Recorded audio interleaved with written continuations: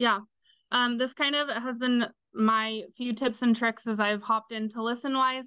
One of my favorite things to do, especially because I'm working with third grade. And so up until now, they've really never worked on listening skills outside of what they're doing in the classroom. So this is their first time where they're ever getting like questions based off of what they're listening on or listening for specific vocabulary words.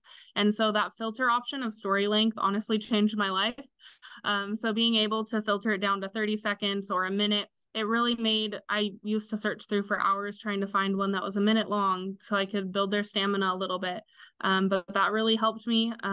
Of course, if your students are a little bit older, that 12-minute one might be their jam, but for third grade, we barely have 30 seconds to get through. So that was super helpful. I love offering student choices. So sometimes I'll just pull up the weird news page and say, what do you guys want to listen to today? What are you into?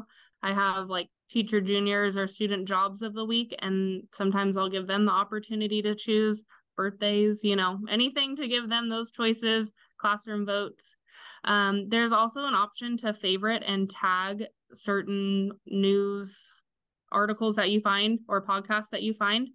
So at the beginning of the year, I know we have a few days we can prep, or if I have a few hours after school or on my lunch, I'll go through and just favorite and filter a bunch of them at the start of the school year. That way they're already loaded. They're ready for me. All I have to do is go into my favorites and my tagged areas and just click one that day. I know if you're anything like me, I can be kind of last minute. So after recess, I know that I'm going to pull up a Listenwise. So I'm going to go to my favorites page and just click one. I don't want to spend hours searching through that week. So I definitely load up my favorites.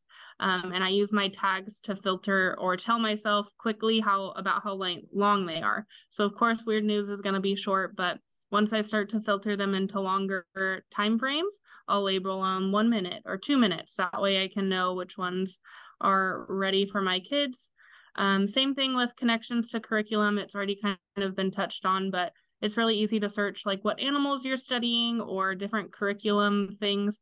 I've actually been surprised as to how much has been on Listenwise that I wouldn't have expected.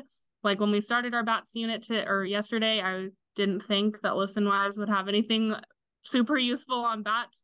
And lo and behold, they had a whole entire ELD lesson. So I was able to even front load some information to my ELD kids to make their process in our learning a little bit easier too, hopefully. And it's even beneficial outside of EL, but for some of my slower learners or learners that just need a little bit more time with that information, Listenwise has been great to connect to curriculum.